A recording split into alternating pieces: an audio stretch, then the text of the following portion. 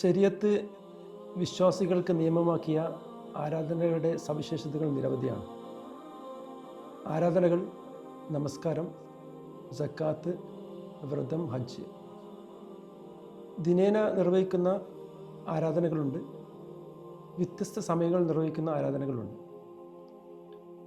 ആരാധനകൾ വ്യക്തിതലത്തിലും സാമൂഹിക തലത്തിലും സമ്പൂർണമായ പരിവർത്തനം സൃഷ്ടിക്കുന്നവയാണ്. അതിനാലാണ് കേവല ആരാധനകൾ എന്ന് പറയുന്നതിന് പകരം അതിൻ്റെ ലക്ഷ്യം കൂടി നമ്മൾ മനസ്സിലാക്കേണ്ടത്. നിർഭാഗ്യവശാൽ കേവല നമ്മുടെ ആരാധനകൾ അതിൻ്റെ ആത്മാവ് ചോർന്ന നിലയിലാണ് നിർവഹിച്ചു പോരുന്നത്. അതിലൊരു പക്ഷേ ഏറ്റവും വികലമായി പ്രാക്ടീസ് ചെയ്യുന്ന ആരാധന സക്കാത്തായിരിക്കും. നബി സല്ലല്ലാഹു അലൈഹി വസല്ലം കാലത്തും അതുപോലെ തന്നെ ഖലീഫമാരുടെ കാലത്തും നടന്നിരുന്ന സക്കാത്ത് വിസ്ന്ന് വളരെ വ്യത്യസ്തമായ രീതിയിലാണ് നമ്മളിപ്പോൾ നിർവഹിച്ചു പോരുന്നത്. സക്കാത്തിൻ്റെ ശേഖരണം, അർഹരെ കണ്ടെത്തൽ, സക്കാത്തിൻ്റെ വിതരണം, സക്കാത്തിൻ്റെ ശർഈയായ മക്കാസിദുകൾ അറിയാത്ത മഹാഭൂരിപക്ഷം മുസ്ലിങ്ങളുള്ള അവസ്ഥയിലാണ് ഇപ്പോൾ നമ്മളുള്ളത്. ഖുർആൻ വരച്ചു വെച്ച മനോഹരമായ ഒരു ആശയമുണ്ട്. സൂറത്ത് അൽ ഹശ്റിൽ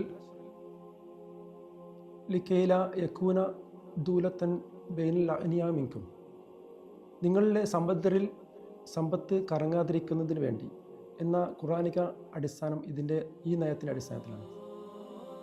ഇതിൻ്റെ മനോഹരമായ ആവിഷ്കാരം നമ്മൾ കാണുന്നത് 5ാം ഖലീഫ ഉമർ ഇബ്നു അബ്ദുൽ അസീസിൻ്റെ കാലത്തായിരുന്നു, റളിയല്ലാഹുവിൻ്റെ കാലത്ത്.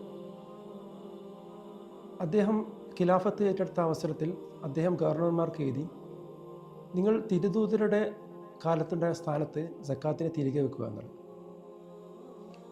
ഉമവി ഭരണകൂടം കിഴക്ക് ചൈന, പടിഞ്ഞാറ് അറ്റ്ലാന്റിക് വരെ നീണ്ടു നിൽക്കുന്ന മഹാസാമ്രാജ്യം കീഴടക്കിയ അവസരത്തിലായിരുന്നു അദ്ദേഹം ഉമർ റളിയല്ലാഹു അൻഹു ഭരണം തുടങ്ങുന്നത്.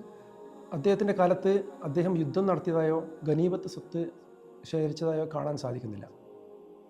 അദ്ദേഹം ഈ 2 വർഷ കാലാവധിയാണ് അദ്ദേഹം ഭരണം നടത്തിയത്. ഈ 2.5 വർഷത്തിൽ ദാരിദ്ര്യം അദ്ദേഹം പൂർണ്ണമായും തുടച്ചു നീക്കിയതായിട്ടാണ് കാണുന്നത്. അപ്പോൾ ഇതേപ്പറ്റി ഇബ്നു കസീർ അൻ-നിഹായ അൽ ബിദായ എന്ന കൃതിയിൽ എഴുതുന്നുണ്ട്, ഗവർണർമാർ ഞങ്ങൾ ദരിദ്രരെ അന്വേഷിച്ചുകൊണ്ടേ യാത്ര ചെയ്തു, പക്ഷെ ആരെയും കാണാൻ സാധിച്ചില്ല.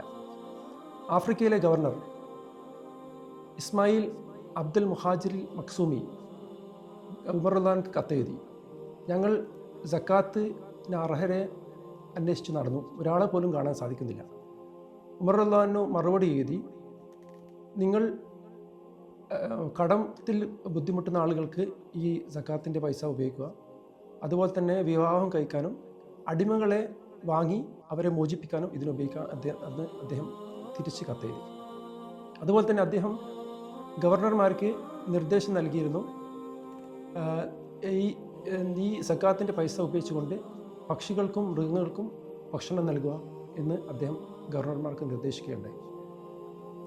ഇതിൽ നമ്മൾ മനസ്സിലാകുന്നത് സക്കാത്തിൻ്റെ ഒരു സമൂഹത്തിൽ എങ്ങനെയാണ് കൃത്യമായ പരിവർത്തനം സൃഷ്ടിച്ചത് എന്നാണ്. ആരാധനകൾ കേവല ആരാധനകൾ എന്ന് പകരം നമ്മൾ സക്കാത്ത് എങ്ങനെയാണ് നിർവഹിക്കേണ്ടതെന്നുള്ള പ്രായോഗികമായ രീതിയാണ് ഇവിടെ നമ്മൾക്ക് കാണാൻ സാധിക്കുന്നത്. അതുപോലെ നമ്മൾ ശ്രദ്ധിക്കേണ്ട ചില കാര്യങ്ങൾ സക്കാത്തിലുള്ളത്, സക്കാത്ത് കൊടുക്കുന്ന ആൾക്കും വാങ്ങുന്ന ആൾക്കും അവരുടെ അഭിമാനം വളരെ വലുതാണ്.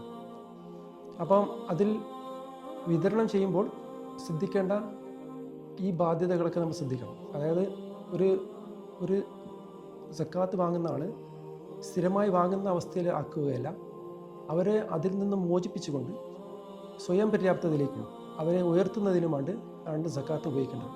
വാഹിർ ദവാന അൽഹംദുലില്ലാഹി റബ്ബിൽ ആലമീൻ. അസ്സലാമു അലൈക്കും വറഹ്മത്തുള്ളാഹി വബറകാതുഹു.